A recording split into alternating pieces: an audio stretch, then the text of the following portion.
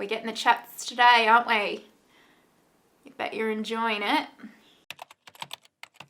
Okay, I'm going to keep this intro super short because I really have some thoughts that I want to talk through with you guys. So today we're going to review the Natasha Denona Glam palette. Now, if that sounds interesting to you, make sure you keep on watching. You can also subscribe and hit that notification bell if you'd like to. It helps my channel out a lot and I truly appreciate it. Now, let's get into this review because I am very curious at how this palette performs. Okay, so today is a big video. I make it sound so dramatic. It's really not that big of a deal. It's makeup, but it's a big deal to me, let's not lie.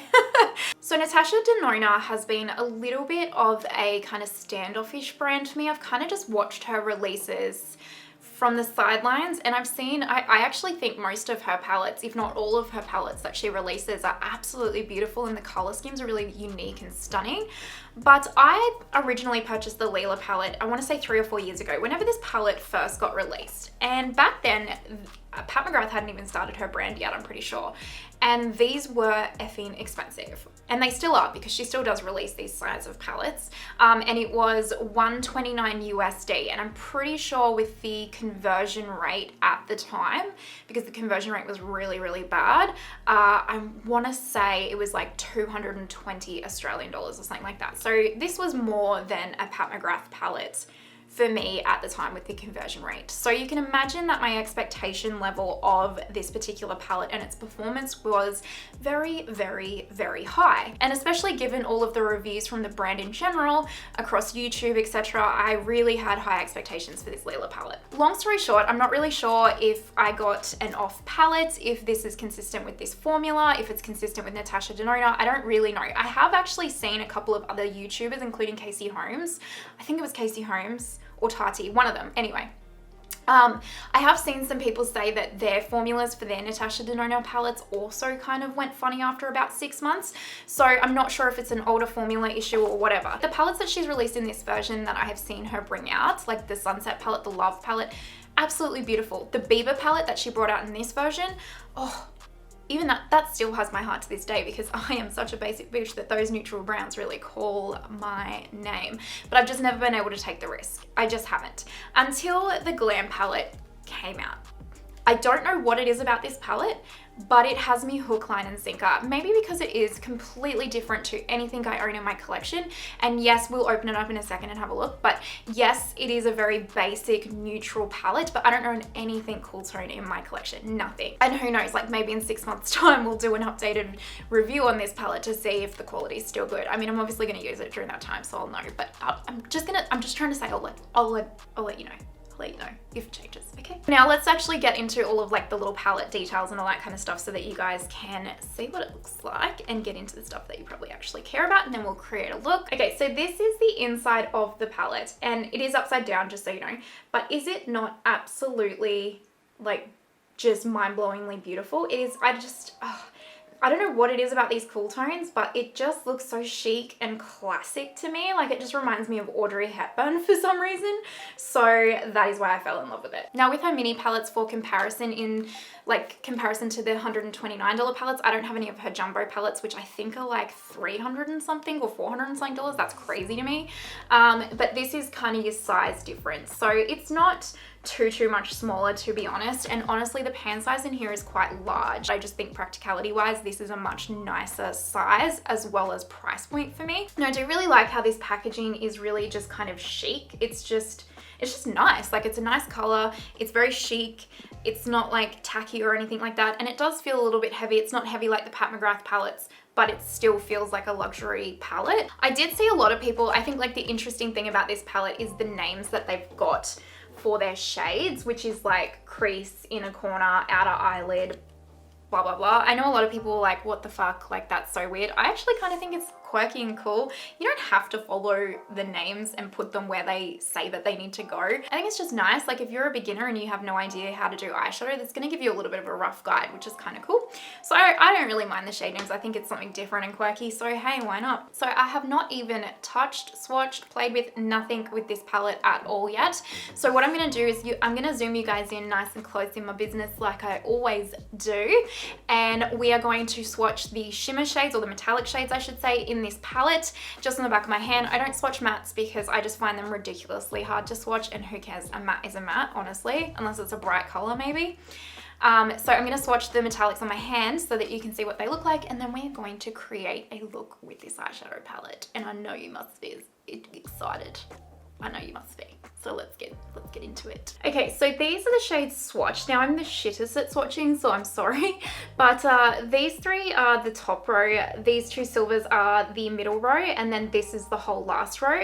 And I've got to be honest, on camera, or at least in my monitor, these look pretty shit. Like they look pretty average. Not shit, they don't look shit, but they look average, if that kind of makes sense. Like I just don't think the camera is doing how pretty these shades are justice. From swatching, they feel very, very good quality. I'll be interested to see how they go on the eyes. They definitely feel like a different texture to what their Lila Palette's metallics felt like,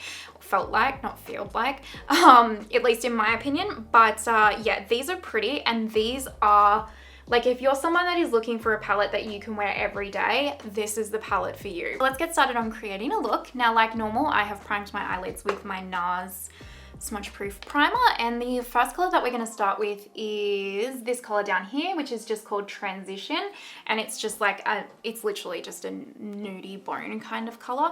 And I'm just taking it on my Delium Tool 785, and I'm just going to fluff that through both of my creases, just because I can. It's a color in the palette. I want to test out as much of the shades in this palette as I really can, to be honest. Now we're going to pick up this color right here, which is called Crease, on my Delium Tool 776 brush, and I'm just going to, oh yeah, these are pigmented, dang.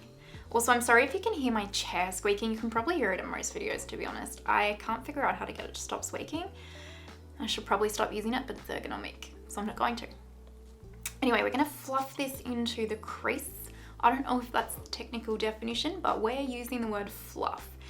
These are pigmented, and I will automatically tell you that these are blending out beautifully as well, because they really, like, it's beautiful. Well, this shade is beautiful. It's pretty much blending itself. So we're off to a good start so far. What we're doing is we're taking this shade right here, which is called Smoke. I'm taking it on my Sigma E25 brush. I couldn't remember how to say the word 20 then, jeez. And I'm going to concentrate this more so in the outer corner here. Like you can see, I'm like pushing the brush into like what my crease should be if I didn't have hooded eyes. And just really defining that, because it's not too much of a different color than the other one that we laid down. It's just slightly darker really. So it would get quite muddy looking very quickly. So you don't want to use too much.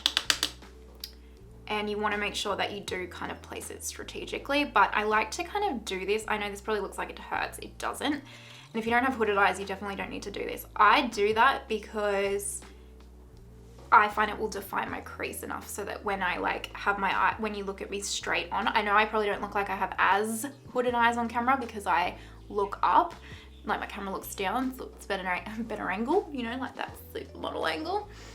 But when you see me in real life straight on, trust me, I barely have any visible lid. So we're getting the chats today, aren't we?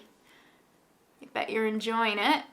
I'm genuinely blown away by the mattes in this palette so far. Like we are like almost to the point where I am more blown away with these mattes than my Pat mattes. Like these are performing phenomenally so far. So, I mean, I'm not gonna replace Pat with Natasha. It's not gonna happen, but she might be my second BFF, maybe. We'll see. Anyway. What I'm going to do is I'm going to take my Delium Tool 775 brush, which is like a flat shader duo brush. And I'm going to take this color right here, which is called Outer Eyelid, I should say. And I have wet my brush because my base is done. So I just don't want to risk any fallout. Kind of, most metallic shades will have a little bit of fallout. Like that one still does, even with wetting the brush. And these are so buttery and creamy.